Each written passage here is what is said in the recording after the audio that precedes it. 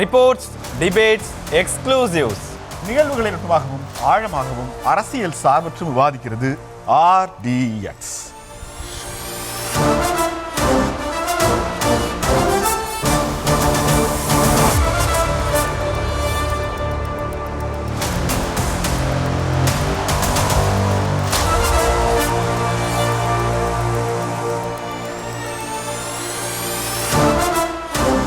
Reports, debates, exclusives RDX நிகழ்ச்சிக்கு உங்களை வரவேற்பது. தமிழ்நாட்டில் இன்னைக்கு பல்வேறு அரசியல் கட்சி தலைவர்கள் பரபரப்பான சில அறிக்கைகளை கொடுத்துருக்காங்க. தமிழ்நாட்டில் மாணவர்கள் நீட் சம்பந்தமான போராட்டங்களை நடத்திருக்காங்க. டெல்லியிலும் பல கட்ட போராட்டங்கள் தொடர்ந்து நடந்துகிட்டு இருக்கு. இன்னைக்கான தலைப்பு என்னன்னு நம்ம முதல்ல பார்க்கலாம்.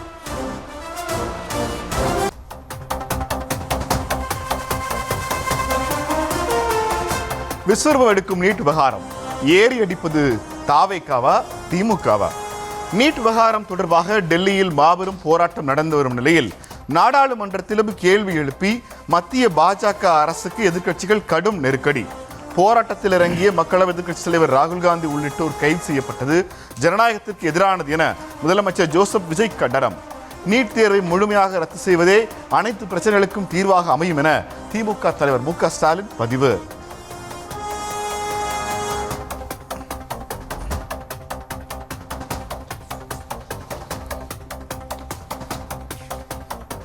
பாமக தலைவர் பதவி ராமதாஸ் முடிவால் புத்துணர்ச்சி பெறும் பாமக தலைவராக தன்னை அறிவிக்க கோரி தொடர்ந்த வழக்கை திரும்ப பெற்றார் அக்கட்சியின் நிறுவனர் ராமதாஸ். மனக்கசப்புகளை மறந்து ராமதாஸ் மற்றும் அவரின் மகன் அன்புமணி ஒன்று சேர்ந்ததை அடுத்து புத்துணர்ச்சி பெறுகிறதா பாமக?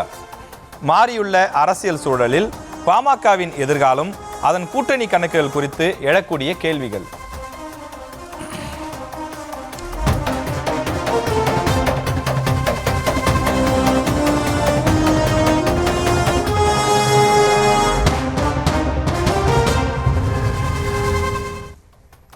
ஒவ்வொரு முறையும் டெல்லி அதிர்கிற போது நிறைய அதிர்வலைகள் அது இந்தியா முழுக்க உருவாக்கி இருக்கிறது. இந்த முறை நீட் தீர்வு மரணங்களை கண்டிச்சு அந்த மரணங்களுக்கு காரணமானவர்கள் மீது நடவடிக்கை எடுக்க கிட்டத்தட்ட மனிதவளத்துறை அமைச்சர் தர்மேந்திர பிரதான் பதவி விலகணும். அந்த காக்ரோச் ஜனதா பார்ட்டியினுடைய நிர்வாகிகள் ஏற்கனவே கைது செய்யப்பட்டிருக்காங்க, அவங்களை விடுதலை செய்யணும்.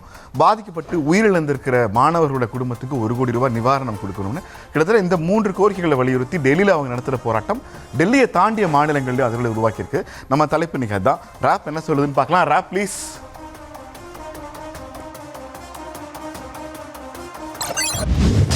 நீட் தேர்வு விவகாரத்தில் டெல்லியில் வெடித்துள்ள மாபெரும் போராட்டங்களாலும் எதிர்க்கட்சிகளின் தொடர் போராட்டத்தால் நாடாளுமன்றம் முடங்குவதாலும் மத்திய பாஜக அரசு கடும் நெருக்கடிக்கு தள்ளப்பட்டுள்ளது.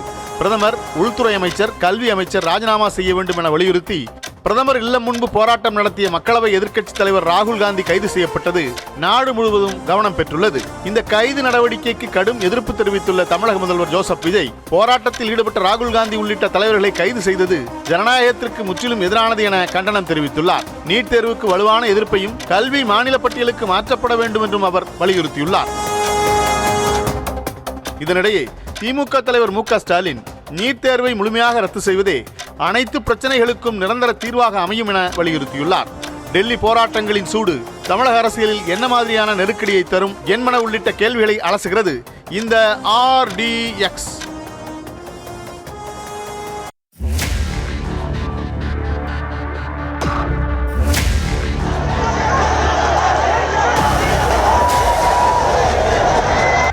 Why is this happening to our students? மருத்துவ கல்வியில் நீட் பாதிக்கிறது என்பதை உணர்கிறோம்.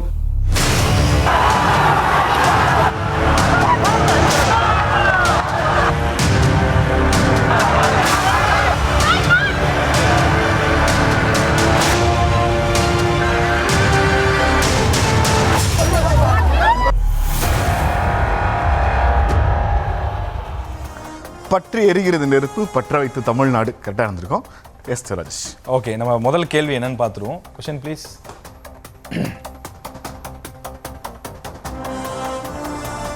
நீட் எதிர்ப்பு குரல், காங்கிரஸ் ஆதரவு குரல், மத்திய அரசுக்கு கண்டனம் என ஒரே கல்லில் 3 இலக்குகளை குறிவைக்கிறாரா முதல்வர் விஜய்?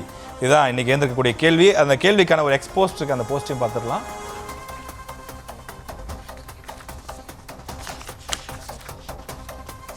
பெரிய போஸ்டா இருக்கும் போல இருக்கு.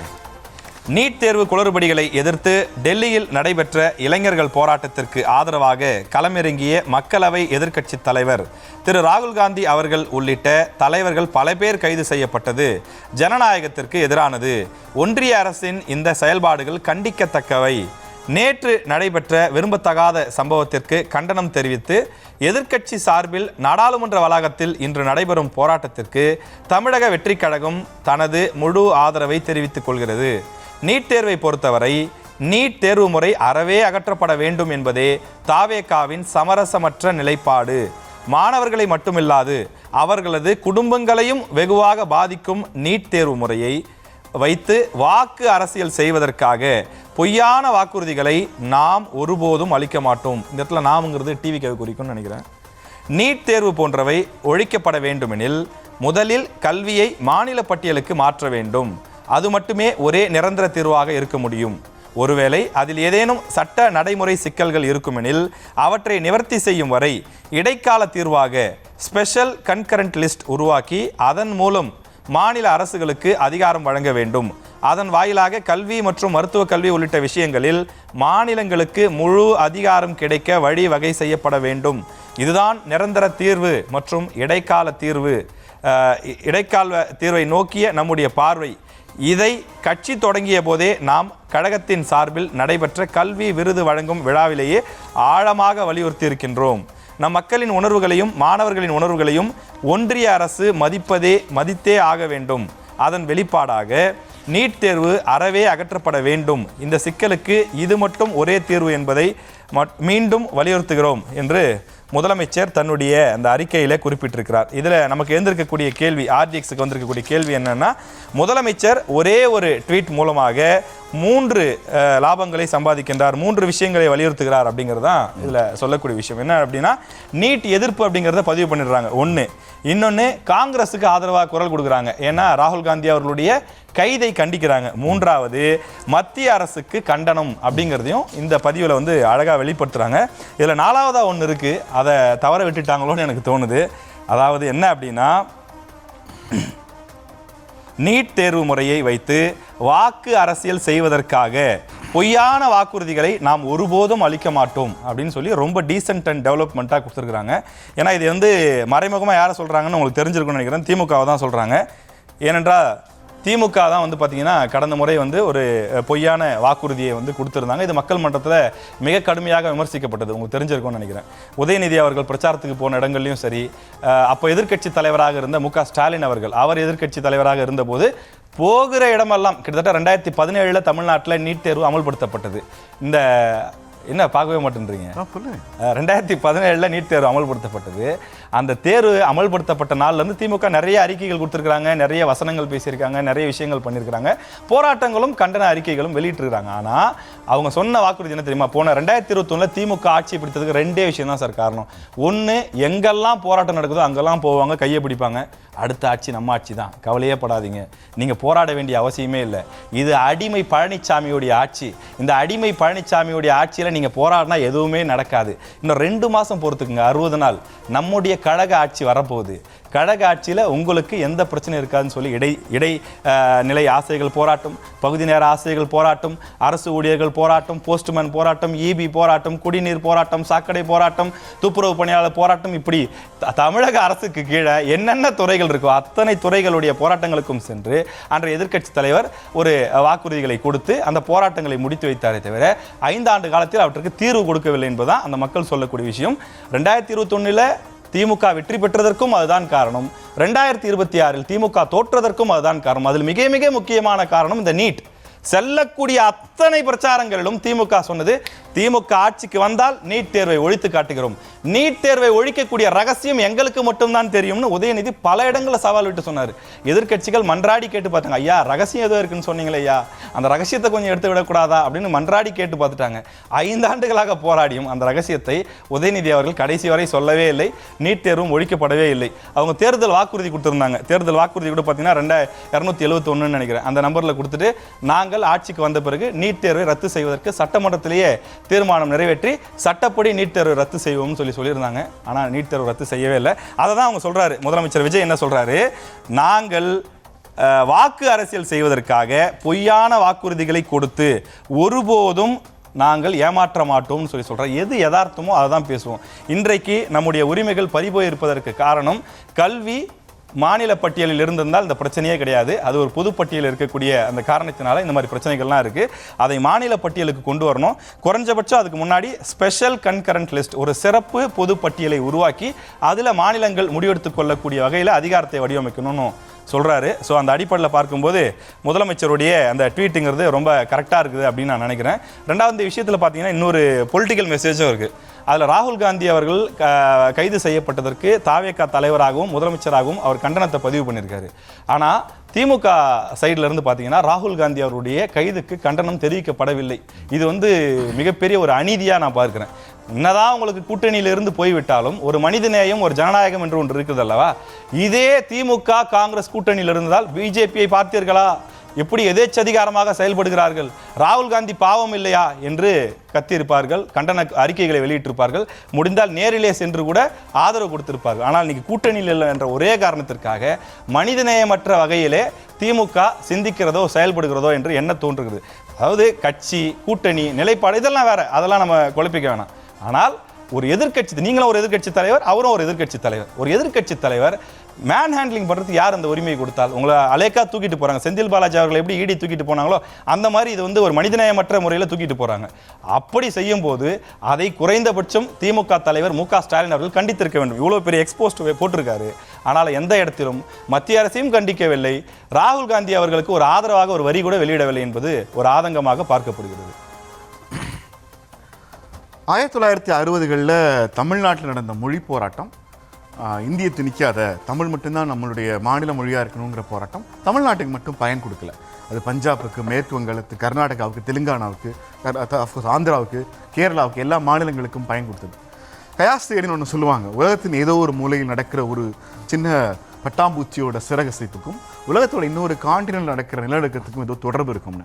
ஆனால் இந்தியாவை பொறுத்த வரைக்கும் ஒவ்வொரு முறையும் அது அரசியல் சாசனத்தை திருத்துறதாகட்டும், முதன்முறையாக இந்திய அரசியல் நிர்ணய சபை இப்படி ஒரு அரசியல் சாசனத்தை நாங்கள் ரெடி பண்ணியிருக்கோம், இது யாராலும் புல்லட் ப்ரூஃப் அப்படிங்கிற மாதிரி கொண்டு வந்து நிப்பாட்டின போது தமிழ்நாட்டிலிருந்து ஒரு குரல் கம்யூனல் ஜிஓவுக்காக வழக்கு போட்டது. அடிப்படையில் இந்திய அரசியல் சாசனத்தை திருத்துறதோ, இந்திய ஒன்றியத்துக்கு இதெல்லாம் சரியாக இருக்கும், அதையெல்லாம் 10-15 வருடங்களுக்கு முன்பாகவே ஒவ்வொரு விஷயத்திலையும் ஒவ்வொரு துறையிலையும் தமிழ்நாடு போராடி கிட்டத்தட்ட நம்ம 10-15 வருஷத்துக்கு முன்னாடி எடுத்த ஒரு விஷயத்தை இப்போது இந்தியா ஆல் இண்டியா லெவலில் ஆமாம் நீட் தேர்வு ஒரு மோசடியான தேர்வுங்கிற இடத்துக்கு வந்து சேர்ந்துருக்கிறாங்க. இந்த நீட் தேர்வினுடைய பாதகங்களை அரசியலுக்கு அப்பால் இந்தியா முழுக்க இன்னைக்கு உணர்ந்து யாரோ ஒரு காக்ரோச் ஜனதா பார்ட்டி ஜந்தர் மந்தரில் போராடிக்கிட்டு இருக்காங்கன்னா அந்த போராட்டத்துக்கு பின்னால் என்னால் டாக்டர் ஆக முடியல அப்படின்னு தற்கொலை செய்து கொண்ட தமிழ்நாட்டினுடைய அத்தனை குழந்தைகளுக்கும் இந்த நீதி போராட்டத்தில் ஒரு பெரிய பங்கு இருக்கிறது. அது நீங்கள் இந்த தலைப்பு வந்து ஏறி அடிப்பது திமுகவா தாவேக்காவான்னு ஒரு கேள்வியை கேட்டிருக்கீங்க. இந்த கேள்வி அரசியல் ரீதியாகவோ ஒரு நாவல்ட்டிக்காகவோ ஒரு விவாதத்தை கூர்மைப்படுத்தவோ கூட பயன்படும். தாவேக்காவை இந்த மாதிரியான தலைப்புகளில் ஒருபோதும் அதை சிறுமைப்படுத்தியோ இல்லை அவங்களோட ஸ்டாண்டை விமர்சிச்சோ பேசுவதற்கே ஒன்றும் இல்லை. ஏன்னா அவங்க ஒரு புதிய அரசியல் கட்சி இப்போ தான் உள்ளே வந்திருக்கிறாங்க. அவங்க வந்து தமிழ்நாட்டினுடைய ஜீவாதார கொள்கைகளான நீட் எதிர்ப்பு அப்படிங்கிற விஷயத்தில் அவங்க உறுதியாக இருக்கிறாங்கிறதுலே எனக்கு எந்த விதமான மாற்று கருத்தும் இல்லை. அதுக்குள்ளே போகிறது கூட பெரிய விஷயங்கள் இல்லை. ஆனால் டெல்லியில் நடந்துகிட்டு இருக்கிற இந்த போராட்டங்கள் இப்போதும் மடைமாற்றம் செய்யப்படுகிறதாங்கிற சந்தேகம் எனக்கு இருக்கு. திரும்ப தமிழ்நாட்டோட குரல் எப்பா நீட் தேர்வுங்கிறது எங்கள் பிள்ளைங்களுக்கு ஆகாது, எங்கள் பிள்ளைங்க 1ஆம் கிளாஸ்லேருந்து 12ஆம் கிளாஸ் வரைக்கும் படிக்கிற போது 12ஆம் கிளாஸ் முடிகிற போது எங்கள் சிலபஸில் இல்லாத கேள்வி. அதுவும் எவ்வளோ பெரிய படிக்கிற பிள்ளைகளாக இருந்தாலும் ஸ்கூலுக்கு லீவ் போட்டுட்டு 12ஆம் கிளாஸை முடிச்சுட்டு ஒரு வருஷம் ரெஸ்ட் எடுத்து பல லட்சம் ரூபாய் கோச்சிங் கிளாஸில் கொடுத்ததான் நாம் பாஸ் ஆக முடியுங்கிற நிலைமை. கிட்டத்தட்ட இது கோச்சிங் சென்டர்கள் வாயிலாக பல்லாயிரக்கணக்கான கோடி ரூபாய் ஊழல் நடப்பதற்கு நீட் தேர்வு திரும்ப வழி செய்துன்னு தமிழ்நாடு என்னென்ன முறையில முடியுமோ அவ்வளவு முறையிலும் கத்தி கூப்பாடு போட்டோம். நம்ம கூப்பாடு போட்டு முடிஞ்ச பிறகு இப்போது இந்தியா வெளித்திருக்கிறது. இல்லை இப்பவும் அவங்க என்ன சொல்றாங்கன்னா கொஸ்டின் பேப்பர் லீக் ஆயிடுச்சு, லீக் ஆகாத ஒரு தேர்வை நடத்துங்க. இப்போதும் நீட் தேர்வினுடைய பாதிப்பையோ பிரச்சனைகளையோ இந்தியா சரிவர புரிஞ்சுக்கல, இந்திய அரசு புரிஞ்சுக்கல. இப்போ போராடுகிற மாணவர்கள் கூட அவங்களோட கோச்சிங் சென்டரில் படித்த அவங்களோட ஸ்கூலில் படித்த மாணவர்கள் நீட் தேர்வில் பாஸ் ஆக முடியாமல் நீட் தேர்வு நடந்த முறையின் மோசமான காரணமாக அவங்க தற்கொலை செய்து கொண்டதன் காரணமாக உணர்ச்சி பிளம்பில் போராடுறாங்க. இப்போவும் அந்த போராட்டங்கள் ஒருபோதும் இலக்கு நோக்கிய நீட் தேர்வை நீ ரத்து பண்ண அதுக்கப்புறம் நாங்கள் எந்திரிக்கிறோங்கிற மாதிரியான போராட்டங்கள் இல்லை. இந்த போராட்டங்களை இலக்குகள் அற்ற போராட்டங்களை இல்லை நம்ம இந்த பிரச்சனைக்கு எது தீர்வோ அந்த தீர்வை நோக்கி போராடாத போராட்டங்களை யார் வேண்டுமானாலும் பொலிட்டிக்கல் ஹைஜாக் பண்ணுறதுக்கான சாத்தியக்கூறுகள் இருக்குது. எனக்கு பர்சனலாகவே தமிழ்நாட்டோட ஜல்லிக்கட்டு போராட்டத்தினுடைய இறுதி நாட்கள் எனக்கு ஞாபகத்துக்கு வருது. கடைசியாக அந்த 2-3 நாட்கள் தமிழ்நாட்டோட ஊடகவியலாளர், குறிப்பாக சென்னையோட ஊடகவியலாளர்கள் ஒவ்வொருத்தர் ராத்திரி தூங்கவே இல்லை. அந்த ஃபோன் கால் வந்து ரொம்ப டிஸ்டர்பிங் ஃபோன் கால் ராஜேஷ். கடைசி நேரத்தில் அந்த மாணவர்கள் எப்படி மேன் ஹேண்ட்லிங் பண்ணப்பட்டாங்கிறதுக்கு நான் நேரடி சாட்சி. அப்போ நியூஸ் செவனில் இருந்தேன். செய்தியாளர்கள் அந்த போலீஸ் தாக்குதலேருந்து தப்பிச்சு ஒவ்வொருத்தர் வீட்டு மாடியில் உயிருக்கு போய் ஒளிஞ்ச காட்சிகளை என்னால் பார்க்க முடியும். இன்னைக்கு அதே மாதிரியான ஒரு காட்சிகள் டெல்லியில் நடந்துகிட்டு இருக்கு. அந்த காட்சிகளை கண்டிக்க வேண்டிய பொறுப்பு எல்லா வகையிலும் தமிழ்நாட்டுக்கு இருக்கு. அது தாவேக கண்டிச்சாலும் சரி, தாவேக கண்டிக்கலனாலும் சரி, திமுக கண்டிச்சாலும் சரி, திமுக கண்டிக்கலனாலும் சரி, கட்சிகள் கண்டிக்கலைங்கிறது ரெண்டாவது விஷயம்.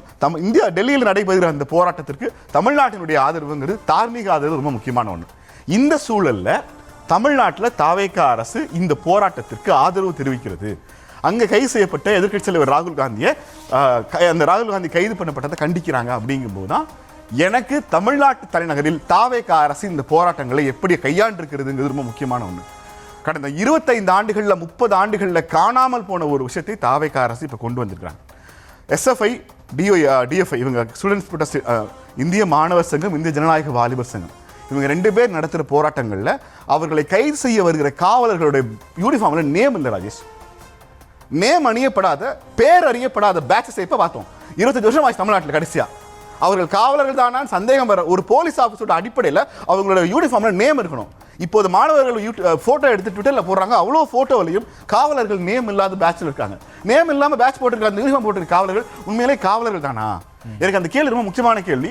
டெல்லியில் போராட்டம் நடக்குது, போராட்டம் நடத்துறது மாணவர்கள். ஆனால் பாஜக அரசு போராட்டம் நடத்தாம கல்லூரிக்குள்ள உட்கார்ந்து இருக்கிற ஜவஹர்லால் நேரு யூனிவர்சிட்டிக்குள்ள புகுந்து மாணவர்களை கைது செய்யல.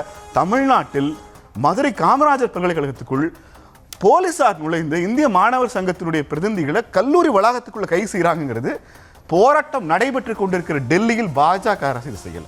நம்ம போராட்டத்தை ஆதரிக்கிறோம்னு சொல்றோம், ராகுல் காந்தி அரசை கண்டனம் தெரிவிக்கிறோம்னு சொல்றோம். அமைதியான முறையில் நான் ராஜேஷ், நீங்களும் செய்தியாளர், நானும் செய்தியாளர். SFI போராட்டம் எப்படி நடக்கும் நமக்கு தெரியும். இலவச லேப்டாப்புக்கு எதிராக பல்வேறு காரணங்களுக்காக இந்த போராட்டங்கள் தமிழ்நாடு முழுக்க திமுக அதிமுக 2 ஆட்சிகளையும் நடந்திருக்கு. ஆனால் எந்த ஆட்சியில் காவல்துறை அதிகாரிகள் கல்லூரி வளாகங்களுக்குள்ள போய் கிட்டத்தட்ட போராடுவதற்கு முன்பாகவே அந்த மன்ற நிர்வாகிகளை கைது செய்யுதுங்கிற ப்ரொசீஜர்லாம் தமிழ்நாட்டுக்கு ரொம்ப புதுசு. காவலர்கள் இந்த நேம் போர்டு இல்லாமல் வர்றாங்கிற குற்றச்சாட்டு எனக்கு உண்மையிலேயே அதிர்ச்சி அளிக்கக்கூடியது. உண்மையிலேயே தாவேக அரசு இந்த நீட் விவகாரத்தில் இந்தியாவில் இருக்கிற மாணவர்களோடு நிற்பதாக இருந்தால் முதல்ல அவங்க தமிழ்நாட்டு மாணவர்களோடு நிற்கட்டும். தமிழ்நாட்டு மாணவர்கள் நம்ம சொன்னாலும் போராடுகிற மாணவர்கள் இடதுசாரி சங்கங்கள். தமிழ்நாட்டினுடைய தாவேக ஆட்சியில் கூட்டணியில் இருக்கிற CPI, CPM 2 அரசியல் கட்சிகளினுடைய மாணவர் இயக்கங்கள் தமிழ்நாட்டில் போராடுறாங்க. அவங்க போராட்ட வடிவங்களில் ஓரளவுக்கு ஆக்ரோஷம் இருக்கலாம், அதை காவல்துறை கையாடுறதுல சில சிக்கல்களும் இருக்கலாம். ஆனால் இந்த முன்கூட்டியே கைது, அதுவும் கல்லூரி வளாகங்களுக்குள்ள போய் கைதுங்கிறது மிகப்பெரிய கண்டனத்துக்குரிய விஷயம். தாவேக அரசு ஒரே நேரத்தில் டெல்லியில் நடக்கிற நீட் போராட்டத்துக்கு ஆதரவு தெரிவிப்பதும், தமிழ்நாட்டில் நடக்கிற நீட் எதிர்ப்பு போராட்டங்களை முடக்கிறதும் சரியான முறையான அணுகுமுறை இல்லை. ஓகே, இப்போ நெல்சன் அவர்கள் நம்ம திமுகவினுடைய வாக்குறுதி மற்றும் திமுகவினுடைய அந்த கண்டனம் தெரிவித்த முறை, பாஜகவை நெருங்கி சென்ற விஷயங்கள், இதெல்லாம் குறிப்பிட்டு சொன்னதை அழகாக மடைமாற்றம் பண்ணி கொண்டு தாவேகா பார்த்தீங்களா மாணவர்களை அடிக்கிறாங்க, மாணவர்களை ஒடுக்குகிறார்கள்னு அது பக்கம் மடைமாற்றி கொண்டு வந்துட்டாரு. திமுகவை கிட்டத்தட்ட சேஃப்கார்டு பண்ணுற மாதிரியான ஒரு இதுவாக அதுலேருந்து அப்படியே ஜம்ப் பண்ணியாச்சு. அதுலேருந்து அது ஒன்று. ரெண்டாவது பார்த்தீங்கன்னா பேட்ஜ் இல்லைன்னு சொல்கிறாரு. நெல்சன் அவர்கள் களத்துக்கு போயிருப்பார், பார்த்துருப்பாரு. ஜல்லிக்கட்டு போராட்டத்துக்குலாம் சொன்னீங்க, ரொம்ப அழகாக சொன்னீங்க. அதாவது பார்த்தீங்கன்னா போலீஸ்காரங்க உங்களுக்கு தெரியும், இந்த இடத்துல ஒரு சாதாரண பின்னு தான் போட்டிருப்பாங்க, ₹1 சாதாரண பின்னு. உட்கார்ந்து ஒரு 10 பேரை வாங்கி தூக்குறப்ப அந்த பின்னு தானாக கலண்டு விழுந்துடும். இது எத்தனையோ முறை சாதாரண வள்ளுவர் கோட்டில் நடக்கிற ஆர்ப்பாட்டத்திலும் எழும்பூரில் நடக்கக்கூடிய ராஜரத்னம் ஸ்டேடியத்திலும் நம்ம பார்த்துருக்கிறோம். பல நேரங்களில் நான் சத்தியம் பண்ணி சொல்கிறேன், பல நேரங்களில் போலீஸோட பேட்ஜை கொண்டு போய் கொடுத்துருக்குறேன். ஏன்னா அந்த ஆட்களை தூக்கும்போது அது தானாக பின்னு தான், சாதாரண பின்னு, அது கலண்டு விழுந்துடும். அப்படி ஏதாவது 1-2 இடங்களில் விழுந்திருக்குமா இருக்கும். அதுக்காக நேம் போர்டு இல்லாமல் போனாங்கன்னா இது அவ்வளோ பெரிய தீவிரவாத செயலாக இங்கே நடந்துகிட்டு இருக்கு. இதெல்லாம் எப்படி ஏற்றுக்க முடியும்? ஏதாவது ஒன்று சொல்றாரு. அதே மாதிரி பார்த்தீங்க அப்படின்னா ராஜ்மோகன் அவர்கள் அமைச்சர் இன்னைக்கு ரொம்ப அழகான ஒரு விளக்கத்தை கொடுத்துருக்காரு. இது போராட்டத்திற்கு அனுமதிக்கக்கூடிய அரசு. ஜனநாயக ரீதியாக தாராளமாக நீங்கள் போராடலாம், ஆனால் முன் அனுமதி பெற்று அதற்கென்று இடங்கள் ஒதுக்கப்பட்டிருக்கிறது, அந்த இடத்தில் போராட வேண்டும். ரொம்ப அழகா சொல்லியிருக்காரு. இன்னைக்கு காலையில் 6 மணிக்கு திடீர்னு ஒரு போராட்டம் பண்ணா சாலையில் போய் உட்கார்றாங்க, நடு ரோட்ல உட்காருபவர்கள் எஸ்எஃப்ஐயா இருக்கட்டும், டிஒய்எஃப்ஐயா இருக்கட்டும், இல்லை வேற யாரா வேணா இருக்கட்டும். அப்ப அந்த சாலை வழியாக செல்லக்கூடிய பொதுமக்களுக்கு பாதிப்பு ஏற்படும் அல்லவா? அந்த நோக்கத்தில் தான் அவர்கள் அப்புறப்படுத்தப்பட்டிருக்கிறார்கள். கல்லூரி வளாகம் என்று நீங்கள் சொல்கிறீர்கள். கல்லூரி வளாகமாக இருந்தாலும் அதுல ஒரு குறிப்பிட்ட சில மாணவர்கள் மட்டும்தான் போராடுகிறார்கள். ஆனால் அந்த நேரத்தில் தேர்வு எழுதக்கூடிய மாணவர்கள், பாடம் படிக்கக்கூடிய மாணவர்கள், அவர்களுக்கு பாதிப்பு ஏற்படுது. நான் என்ன சொல்றேன்னா, போராட்டத்தை வேணான்னு சொல்ல, இந்த போராட்டத்தை நான் கொச்சைப்படுத்தல, இந்த போராட்டம் பண்ணக்கூடாதுன்னு நான் எங்கேயுமே சொல்ல.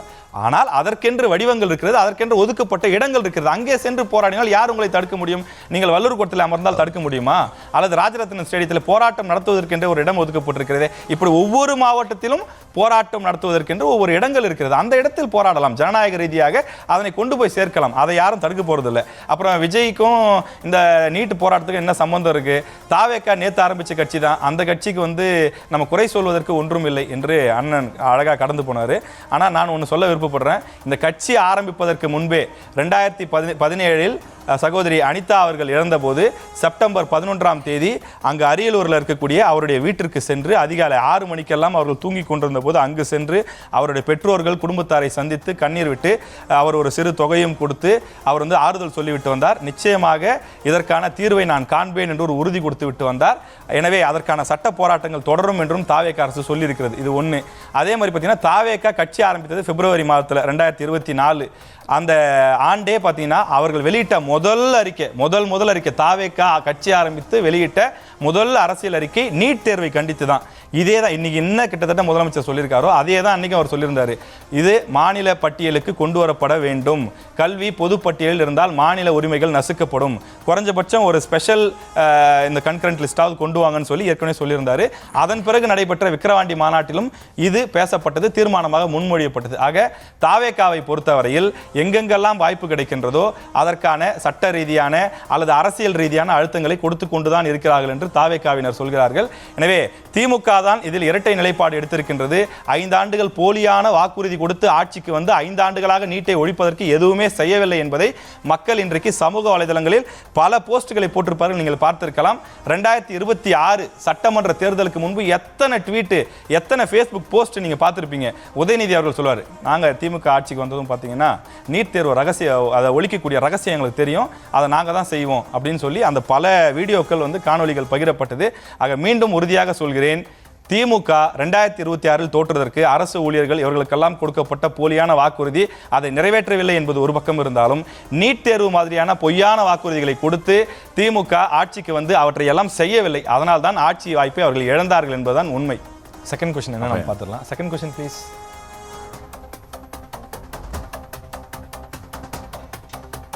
நீட்டை ஒழிப்பதே தீர்வு என கூறும் திமுக தலைவர் மு க ஸ்டாலின் மத்திய அரசை கண்டித்தோ தர்மேந்திர பிரதான் பதவி விலக வேண்டும் என்றோ வலியுறுத்தாதது ஏன்? அதுதான் இன்னைக்கு ஆர்டிஎக்ஸ்க்கு இருந்திருக்கக்கூடிய கேள்வி. அந்த கேள்விக்கு திமுக தலைவருடைய அந்த எக்ஸ்போஸ்ட் பார்த்துடலாம் please.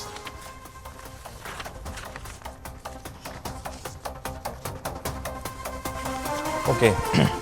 The students protested in New Delhi has now captured the attention of the entire country. We were the first to warn that NEET was designed to enable large-scale irregularities. That is why the DMK has opposed the NEET from the very beginning, consistently pointing out the dangers it poses. Tamil Nadu, which led India in defending social justice and paved the way for the first constitutional amendment, has only one demand: abolition of NEET. More than any other demand, the abolition of NEET must be at the heart of these protests. Only scrapping NEET will provide a lasting solution to all these problems. Ban NEET, save students. இதில் எனக்கு உண்மையிலேயே இந்த பிரச்சனையில் தமிழ்நாடு என்ன பண்ணுச்சு, நீங்கள் திமுக என்ன பண்ணுச்சுங்கிற கேள்வி 2வது பட்சம்யா. ஏன்னா ஒரு அரசியல் ரீதியிலான போராட்டம் தமிழ்நாட்டுக்குள்ளே எப்போ கிளர்ந்து எழுந்தாலும் அது வெறும் திமுகவோட போராட்டமாகவோ அதிமுகவோட போராட்டமாகவோ இருந்ததில்லை. நீட்டு தமிழ்நாட்டு பசங்களை பாதிக்குது, ஆனால் பாதிக்குது. நீட்டுக்கு தீர்வு கண்டுபிடிச்சே ஆகணும், ஆனால் கண்டுபிடிச்சே ஆகணும். 2021 தேர்தல் பிரச்சாரத்தின் போது அப்போதைய உதயநிதி ஸ்டாலின் அவர்கள் எனக்கு ரகசியம் தெரியும்னு சொன்னதும் அதற்கு பிறகு நாங்கள் காங்கிரஸ் ஆட்சியோடு மேலே ஆட்சிக்கு வருகிற போது நாங்கள் நீட்டை நீக்குவோங்கிறதா அந்த ரகசியம்னு சொன்னார். உண்மையிலேயே நீட்டுங்கிறது அகில இந்திய அளவிலான தேர்வு. இப்போ வந்து அது உச்சநீதிமன்றத்தோட டெட்லாக் ஆயிருக்கு. உண்மையிலேயே நீட் தேர்வு ஆன்டி கான்ஸ்டிடியூஷனல், இந்த சமூகத்துக்கும் அரசியல் சாசனத்துக்கும் எதிரானதுன்னு அப்போதைய உச்சநீதிமன்ற அரசியல் சாசன அமர்வு ஒன்றே தீர்ப்பு சொல்லியிருந்தது. ஆனால் அதற்கு பிறகு அரசியல் மாற்றங்களும் நீதிபதிகள் மாற்றமுமே திரும்ப நீட்டை வந்து மேண்டேட்டரி ஆக்கியிருக்கிறது. இந்த பிரச்சனைகள்லாம் என்கிட்ட ஒரு கையில் இருக்குது. நீட் விவகாரத்தில் திமுக முன்னெடுத்த போராட்டங்கள்னு டேட் வாரியா, வருஷம் வாரியா, இறுதி வாரியா. ஆனால் இந்த போராட்டங்கள் எல்லாம் சொல்கிறது ஒன்று தான். திமுக நீட்டுக்கு எதிரான போராட்டத்தை சட்ட ரீதியாக முன்னெடுத்தாங்க, சட்டப்பேரவையில் தீர்மானம் நிறைவேற்றினாங்க, மக்களவை மாநிலங்களில் போராட்டம் பண்ணாங்க. இந்த பக்கம் அதிமுகவில் எங்களுக்கு நீட்டு தேர்வு வர்ற வரைக்கும் எங்கள் பசங்களை நாங்கள் காவு கொடுக்க முடியாது, அரசு பள்ளி மாணவர்களுக்கு நாங்கள் 7.5% கொண்டு வரோம்னு எடப்பாடி எடுத்துகிட்டு வந்தார். தமிழ்நாட்டில் திமுகவும் அதிமுகவும் ஏதோ ஒரு வகையில், இத்தனைக்கும் அதிமுக பாஜக கூட்டணியில் இருந்த போதும் கூட அவங்க நீட் தேர்வு தமிழ்நாட்டுக்கு ஆகாதுங்கிறதுல திரும்ப திரும்ப உறுதியாக இருந்தாங்க. எனக்கு ரொம்ப ஆச்சரியமான குரல், பாஜக தலைவர்கள்லேயே தமிழ்நாட்டில் நீட்டு வேணும்னு கடைசி வரைக்கும் பேசின ஒரு ஆள், நீட்டு வேணுங்கிறதுக்காக தான் நீ எனக்கு ஓட்டு போடாமல் இருந்தீங்கன்னா எனக்கு ஓட்டு போட தேவையில்லைன்னு சொல்லியிருந்த அப்போதைய பாஜகவினுடைய மாநில தலைவர் அண்ணாமலை இப்போ ஸ்டாண்டை மாற்றிருக்கார். ஆமாம், தமிழ்நாட்டுக்கு நீட் வேண்டாம், ஒரு தேர்வு நடத்துறதுல இவ்வளோ பெரிய குளறுபடிகளும் இவ்வளோ பெரிய அநீதிகளும் நடக்குது, பசங்க தங்க கனவுகளை பொசிக்க முடியாமல் தற்கொலை பண்ணிக்கிறாங்க, அதனால நீட்டை முழுமையாக எதிர்க்கிறேன் அப்படின்னு இப்போ வர. அப்போ என்னன்னா, தமிழ்நாட்டில் திமுக அதிமுக ஆட்சியில் இருக்கிற தாவேகா கட்சி ஆரம்பிக்க போகிற அண்ணாமலை கிட்டத்தட்ட இவங்க எல்லாரும் ஒரு புள்ளிக்கு வந்து சேர்றதோட அடிப்படை நான் நினைக்கிறது வந்து தமிழ்நாட்டினுடைய மாணவர் உரிமைகள் பாதுகாக்கப்படணும். அது அந்த வகையில் நீங்கள் எந்த கட்சி பேரை வேணால் வச்சுக்கோங்க, எந்த கட்சி தலைவர் ஃபோட்டோ வேணால் வச்சுக்கோங்க. ஆனால் அந்த முழக்கம் இப்போவும் எனக்கு சிக்கல் என்னன்னா, தமிழ்நாடு நீட்டு வேணான்னு ஒரு லைனில் சொன்னதை சுற்றி இப்போவும் போராடிட்டு இருக்காங்களே தவிர அந்த போராட்ட மாணவர்கள் வாயிலிருந்து நீட்டு வேணாங்கிற வார்த்தை வரமாட்டேங்குது. இன்னைக்கு கனிமொழி எப்படி பேசிட்டு இருக்காங்க போராட்ட காலத்தில், அன்னைக்கு ஆசை போயிருந்தார். அடிப்படையில் இந்த போராட்டங்களுக்கு எத்தனை பேர் ஆதரவு தெரிவித்தாலும் ஒரே தீர்வு, நீட் மொத்தமாக ரத்து செய்யப்படுறது மட்டும்தான். அதை எந்த கட்சி செஞ்சாலும் நான் அந்த கட்சிக்கு பாராட்டுகள் தெரிஞ்சு கடமைப்பட்டிருக்கேன். ஓகே, நெல்சன் வந்து ரொம்ப அழகாக சொன்னீங்க. இப்போ நீட் தேர்வு சம்பந்தமான விஷயத்தில் வந்து நம்ம திமுகவையோ அதிமுகவையோ குறை சொல்கிறதுல எந்த விஷயமும் கிடையாது. நீட் தேர்வு ஒழிக்கப்படணும், அதான். இதில் போய் திமுகவை குறை சொல்லி என்ன ஆக போகுது? உதயநிதி ஸ்டாலின் அவர்கள் அன்றைக்கி பேசுகிறப்ப வந்து என்னைக்கு திமுக காங்கிரஸ் கூட்டணி அமைகிறதோ அன்றைக்கு தான் நீட் தேர்வு வந்து ஒழிக்கப்படும் அப்படின்னு, இதுதான் அந்த ரகசியம் அப்படின்னு சொன்னார்னு அதெல்லாம் சொன்னீங்க. ஆனால் இந்த நீட் தேர்வு அப்படிங்கிற வார்த்தை முதல் இந்தியாவில் ஒரு டைம் கேட்டிருக்கோம்ல, முதல்ல இன்னைக்கு நிறைய முறை கேட்குது, எல்லா பேப்பர்லையும் வருது. ஆனால் முதலில் நீட் தேர்வு என்ற ஒரு வார்த்தை என்னைக்கு ஒலிக்குது அப்படின்னு பார்த்தீங்கன்னா 2008 ஆகஸ்ட் மாதம் 5ஆம் தேதி ஒலிக்கிறது. அப்போ பார்த்தீங்கன்னா நாடாளுமன்றத்தில் லோக்சபாவில் ஒரு மசோதாவை கொண்டு வருகிறார்கள். அதே மாதிரி அந்த மாதமே ஆகஸ்ட் மாதம் 10ஆம் தேதி ராஜ்யசபாவில் அந்த மசோதாவை கொண்டு வராங்க. அது என்ன விஷயம் அப்படின்னு பார்த்தீங்கன்னா, அன்றைக்கு திமுகவில் சுகாதாரத்துறை அமைச்சராக இருந்த நம்முடைய நாமக்கல் மாவட்டத்தை சேர்ந்த நம்முடைய திமுகவை சேர்ந்த காந்தி செல்வன் அவர்கள், அன்றைக்கு அந்த காந்தி செல்வன் மட்டும் சுகாதாரத்துறை அமைச்சராக இல்லாமல் இருந்திருந்தால், அன்றைக்கு அந்த திமுக மற்றும் காங்கிரஸ் கட்சியினுடைய கூட்டணியில் இல்லாமல் இருந்திருந்தால் இப்படி ஒரு படுபாதக நீட்டே வந்திருக்காது. ஆக தமிழ்நாட்டினுடைய இந்த நீட் தேர்வு இன்றைக்கு எவ்வளவு பெரிய பாதிப்பை ஏற்படுத்திருக்கிறது. 2010 இல்ல நீங்க சொல்றது நான் 2010 தான் சொல்றேன். 2010 எப்போ தமிழ்நாட்டில் ஃபர்ஸ்ட் நீட் எக்ஸாம் 2017. நான் இது முடிச்சிடறேன், அதுதான் நான் வரேன். அவளை வராமல் எப்படி போயிடுவேன், இருங்க. கொண்டு வராங்க. அப்போ திமுக சுகாதாரத்துறை அமைச்சராக காங்கிரஸ் கூட்டணியில் இடம்பெற்றிருந்த காலகட்டத்தில் தான் காந்தி செல்வன் அவர்களுடைய தலைமையில் தான் நீட் தேர்வு என்பதே அறிமுகப்படுத்தப்படுது. இன்னைக்கு அவர் மட்டும் அந்த நோட்டிஃபிகேஷனை கொண்டு வரல, இல்லை அந்த மசோதாவை கொண்டு வரவில்லை என்றால் எம்சிஏ அன்னைக்கு அந்த நோட்டிஃபிகேஷனை வெளியிட்டிருக்காது. இன்றைக்கு நீட் தேர்வு என்பதே தமிழ்நாட்டில் இல்லை இந்தியாவிலேயே இருந்திருக்காது. 2017 கொண்டு வந்தாங்க, ஓகே. ஆனா அன்றைக்கு உச்சநீதிமன்றம் கட்டாயம் அமல்படுத்தி ஆக வேண்டும். அதுக்கும் காரணம் யாருன்னு பார்த்தீங்கன்னா காங்கிரஸ் கட்சியில் இருக்கக்கூடிய ப. சிதம்பரம் அவருடைய மனைவி நளினி. ஆனா நீங்க என்ன சொல்லுவீங்கன்னா, கட்சி வேறு, அவர்கள் வழக்கறிஞர் தொழில் என்பது வேறுன்னு சொல்லுவீங்க. ஆமா, அதே காங்கிரஸ் தான், அந்த காங்கிரஸ் தான், வேற காங்கிரஸ் இல்ல. ஆகவே மீண்டும் ஒரு முறை திமுக காங்கிரஸ் கூட்டணி வேண்டாம் என்பது தமிழ்நாட்டு மக்களுடைய நிலைப்பாடாக இருக்கும். அநேகமாக திமுகவுடைய நிலைப்பாடாக கூட இருக்கும் என்று நான் நினைக்கிறேன். நீங்க கரெக்டா, நீங்க அந்த பாயிண்ட் உண்மையிலே கரெக்டா வந்துட்டீங்க. 2008 அந்த நீட் தேர்வை கொண்டு வந்தது காங்கிரஸ். நீட் தேர்வு அந்த கொண்டு வரப்பட்ட போது திமுக அந்த கூட்டணியில் இருந்தனால தான் 2017 வரைக்கும் தமிழ்நாட்டில் நீட் தேர்வு நடத்தப்படலை. நீட் தேர்வை கொண்டு வந்த ராகுல் காந்தியே ஆமா நீட் வந்து மாநில உரிமையை பறிக்குது, மருத்துவ இடங்களை குறைக்குது, அது வந்து ஒரு ஸ்கேம் அப்படின்னு கொண்டு வந்த காங்கிரஸ் மனம் திருந்திருக்காங்க. ஒரு அரசியல் கட்சி தவறு செய்யும், செஞ்ச தவறு அதை திருத்துகிற போது, அதை ஒப்புக்கொள்கிற போது ஆமா அவங்க அந்த ஸ்டாண்ட் எடுத்துட்டாங்க. காங்கிரஸ் எஸ் எங்களோட தப்பு, நீட்டை நாங்கள் கொண்டு வந்திருக்க கூடாது, நீட்டை ஸ்கிராப் பண்றது வழி கிடைக்கலன்னா கல்வியை மாநில பட்டியலுக்கு கொண்டு வருவோம்னு அவங்க நகர்த்திருக்காங்க. உண்மையிலேயே நான் இப்பவும் சொல்றேன், திமுக மத்திய அமைச்சர் இடம்பெற்றிருந்த போதோ ஆட்சியில் இருந்த போதோ 2017 வரை தமிழ்நாட்டிற்குள் நீட் நுழையவில்லை. இன்னும் சொல்ல போனா ஜெயலலிதா பேர்லயே நுழையல. அந்த ஒரு வருஷமே காரணம் சட்ட போராட்டம். அன்னைக்கு உச்சநீதிமன்றத்தில் வழக்கு இருந்தது, அதனால தான் வரவில்லை. 2017 ஜெயலலிதா அவர்கள் உயிரோடு இருந்திருந்தாலும் வேற வழி கிடையாது. நீ உச்சநீதிமன்றம் சொல்லிட்டா நீ அமல்படுத்தி ஆகணும் இந்தியா முழுக்குன்னு சொல்லி, வேற வழி இல்லை. எடப்பாடி எல்லா போராட்டங்களும் நாம ஆரம்பிக்கிற போது பெரிய இடைஞ்சலை சந்திப்போம், நமக்கு ஃபேவரா தீர்ப்பு வராது. நம்முடைய தொடர்ந்து போராட்டங்களுக்கு பிறகு மற்ற மாநிலங்கள்லாம் ஆமாம்பா தமிழ்நாடு போற சரியா இருக்குன்னு நம்ம பின்னாடி எந்திரிச்சு வந்த பிறகு இந்த போராட்டங்களுடைய ஃபோர்ஸ் இருக்குல்ல, ஒன்றிணைகிற ஃபோர்ஸ், அது நீதிமன்றத்தை ஒரு வகையில் வலுவில்லாதாக மாற்றுகிறது. அப்போ நீதிமன்றம் வந்து இன்னைக்கு வந்து சார் நான் சொல்கிறேன், நான் கோர்ட்டில் செய்தியாளராக இருந்தேன், எனக்கு இன்னைக்கு கேட்ட செய்தி உண்மையிலேயே ஆச்சரியமாக இருக்குது. அந்த ஜந்தர் மந்தரில் நடக்கிற காக்ரோச் ஜனதா பார்ட்டியினுடைய மாணவர்கள் போராட்டத்தில் துணை ராணுவப்படையும் காவல்துறையோட அத்துமீறலை கண்டித்து உச்சநீதிமன்றத்துக்கு போனால் இதெல்லாம் நான் பார்க்க விரும்பலை, இதெல்லாம் ஏன் என்கிட்ட எடுத்துகிட்டு வரீங்கன்னு உச்சநீதிமன்ற தலைமை நீதிபதி சொல்லியிருக்கார். எனக்கு உண்மையிலே ஷாக். நான் இதை பார்க்க விரும்பலைன்னு சொல்கிறது வந்து இந்தியாவில் நடக்கிற மாணவர்களுடைய போராட்டங்களை எப்படி நீதித்துறை எள்ளி நகையாடும்னு எனக்கு தெரியல. இதற்கு முன்பாக உச்சநீதிமன்ற தலைமை நீதிபதியாக இருந்தவர்கள் எல்லாம் எளிய மனிதர்களுடைய போராட்டங்களை எந்த அளவுக்கு கன்சர்னாக அட்ரஸ் பண்ணியிருக்கிறாங்க. நீதித்துறை இந்த அளவுக்கு இருக்கும் என்றால் மத்திய அரசு என்ன செய்ய போகிறது அப்படிங்கிறதா எனக்கு தெரியல. ஓகே, நீங்க ரொம்ப அழகா சொன்னீங்க. ராகுல் காந்தி அவர்கள் வந்து மனம் திருந்தி விட்டார், நீட் தேர்வை நாங்களே கொண்டு வந்திருந்தாலும் அது இவ்வளவு பாதகங்களை உருவாக்கும் என்றால் அதுக்காக நான் வந்து வருந்துறேன் என்ற மாதிரியான அவர் மனம் மாறிட்டார்ன்றது ரொம்ப அழகா சொன்னீங்க. இதே மாதிரி திமுகவும் நாங்கள் வந்து நீட் தேர்வை ஒழிப்போம், நீட் தேர்வை ஒழிக்கும் ரகசியம் எங்களுக்கு மட்டும்தான் தெரியும், நாங்கள் ஆட்சிக்கு வந்தால் சட்டமன்றத்தில் முதல் தீர்மானமே அதுதான், சட்டத்தை கொண்டு வந்து விடுவோம் என்றெல்லாம் சொன்னவர்கள் நாங்கள் தெரியாமல் சொல்லிவிட்டோம், தவறு செய்து விட்டோம் என்று மக்கள் மன்றத்தில் சொல்லியிருந்தால் மக்கள் கொஞ்சம் ஆறுதல் அடைந்திருப்பார்கள் என்றும் எனக்கு தோன்றுகிறது. நம்ம மூன்றாவது கொஸ்டின் போயிடலாம். Third question please.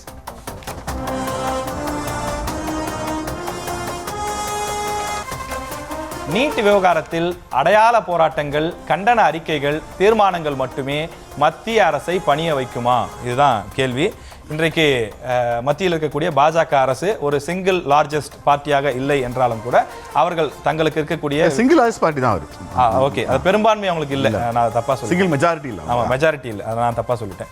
இப்போ ஆனால் அவங்களுக்கு இருக்கக்கூடிய பிற சோர்சஸ் மூலமாக அவர்கள் வந்து ஒரு அதே பலம் கொண்ட ஒரு யானையாகத்தான் இருக்கின்றார்கள். அதன் காரணமாக இது போன்று தமிழ்நாட்டில் நடக்கக்கூடிய அல்லது ஆந்திராவிலோ அல்லது டெல்லியிலோ நடக்கக்கூடிய இந்த போராட்டங்கள் அவர்களை அச்சுறுத்தாது, அதுக்கெல்லாம் அசைந்து தருவது இல்லை. ஏன்னா அவருடைய வரலாறு நீங்க எடுத்து பார்க்கணும். பாஜகவினுடைய வரலாறு 2014 ஆட்சிக்கு வந்தாங்க.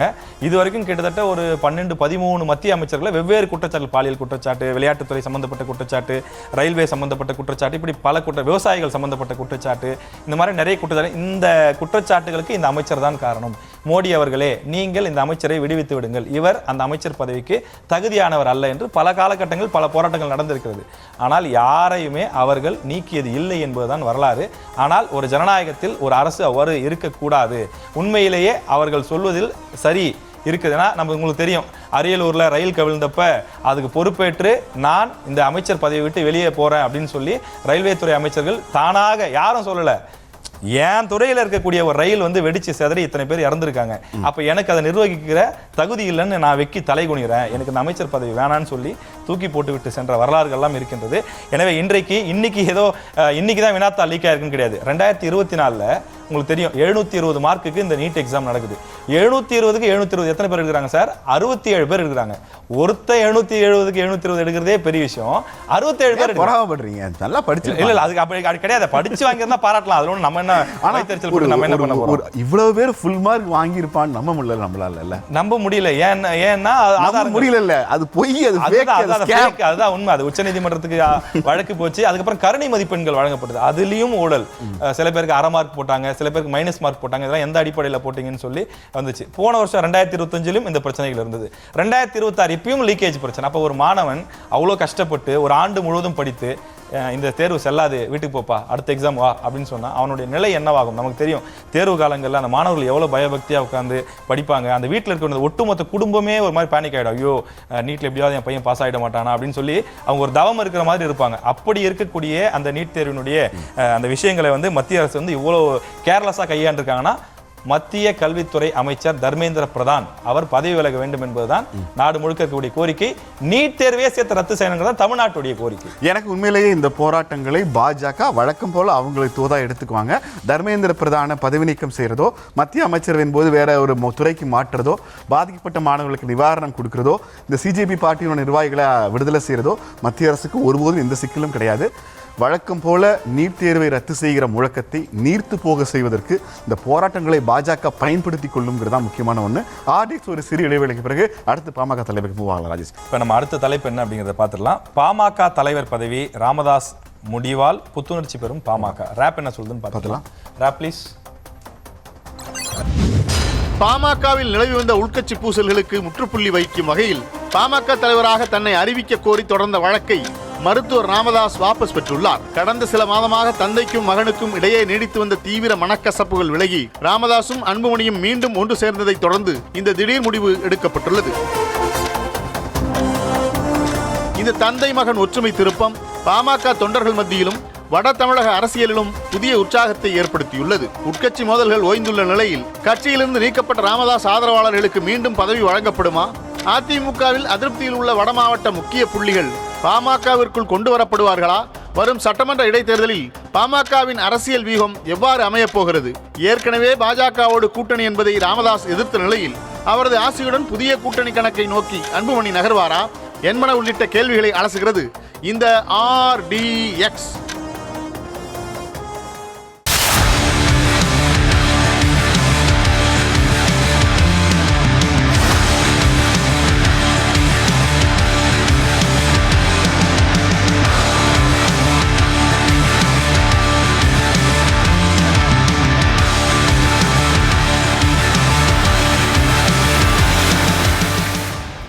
தந்தை மகனுக்கு ஆற்றும் நன்றி. ஓகே, நம்ம முதல் கேள்வி என்னன்னு பார்த்துடலாம். Question please.